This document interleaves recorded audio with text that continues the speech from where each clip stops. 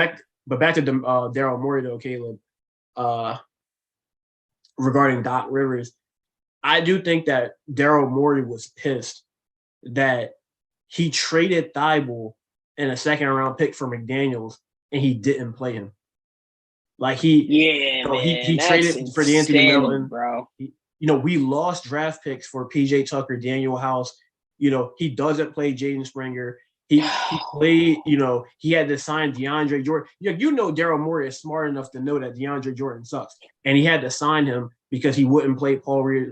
I think Daryl Morey was just not just the playoff shortcomings, but I think he was mad because if you remember what he said in the press conference, he said that he believes that the roster is strong enough to compete for a championship. He said, I will take this. He said, just off the top of my head, we're taking this roster over at least 26 other teams in the league. At least, absolutely. That's what he said. And he said that even if they were to lose James Harden, he still thinks that we could still contend for a championship. So that leads me to believe that he thinks that Doc Rivers did a terrible job with what he provided him. He believes that, and what's his name? Howard Eskin asked him, why does he think that he should keep his job? And he said, well, I think I'm the best guy for the job. So Daryl Morey, it seems like he thinks that he's doing a good job as a president of basketball operations in bringing in the proper pieces to make a championship run. But he thinks that Rivers, or he thought that Rivers wasn't doing an adequate job, and that's why he got rid of him. Yeah, absolutely, bro. That's an elite take because it's I've been thinking so much about what Doc has missed as far as X's and O's in this series, and we talked about it on the pod last night.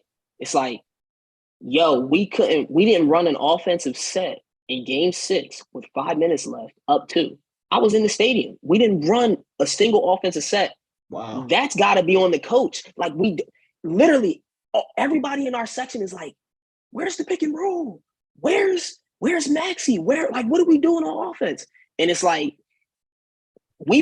think Doc should have been fired for those reasons because it seems at the end of games, Doc doesn't coach his players into running the X's and O's. And again, we heard Rasheed Wallace, who was on the Boston Celtics team that blew the 3-2 lead when they were up by 20 against the Lakers in the NBA Finals. He even said Doc doesn't coach his players to do things. He expects the players to make the adjustments, not the coach. So I think Doc should have been fired from just an X's and O's standpoint, but you make an even better point, a way better point in the fact that, bro, Paul Reed is just now getting backup center minutes. He's been on the team for 3 years. We've had DeAndre Jordan, we've had Dwight Howard, but we haven't seen Paul Reed until 3 years. It took Doc Rivers 3 years to use Paul Reed.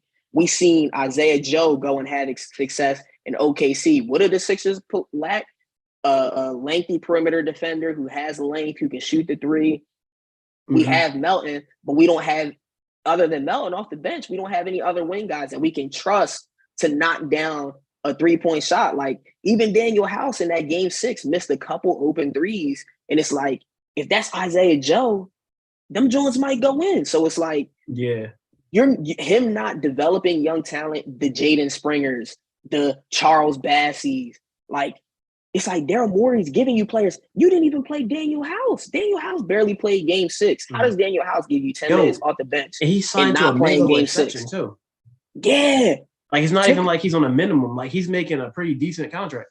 And it's Doc is giving Morey options, gave him PJ Tucker. We gave him Morey has given Doc so many options, and it seems like he didn't even use all the pieces to the best of their ability. Not to mention James Harden feeling which I actually do think he is correct in some points, feeling the offense was stagnant. The offense wasn't as good as it could have been because of Doc and because of the way that Doc wanted to run the offense. So that's such a good point of just you didn't take the talent that Daryl gave you and make the most of that. And you think about, a lot of people are getting on Harden.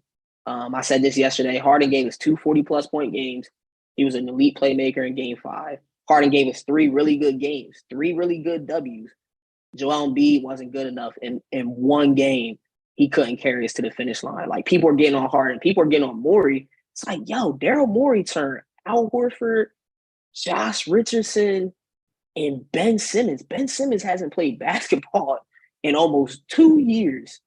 And he turned that into James Harden, DeAnthony Melton, House, Paul Reed. He drafted Isaiah Joe. He drafted Bassey. It's not his fault You that drafted Maxey.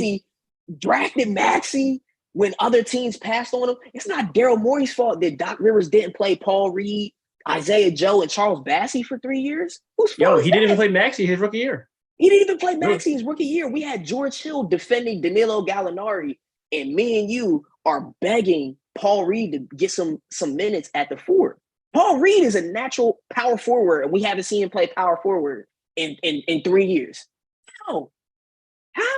Makes no sense. It's like, when we look at that, like, Paul Reed, he could have been, if Doc Rivers had a brain and actually used his player to their best abilities, we might have seen Paul Reed play a couple minutes next to Embiid as a 4, and maybe we could have, when Boston went big, maybe we could have had Paul Reed out there at the 4. Yeah, maybe we're not getting as many threes because Paul Reed can't shoot, but Robert Williams can't shoot either. So it's like, maybe that's an adjustment that could have been made, but Paul Reed hasn't played the 4 position in 3 years, so we just don't know. Yo,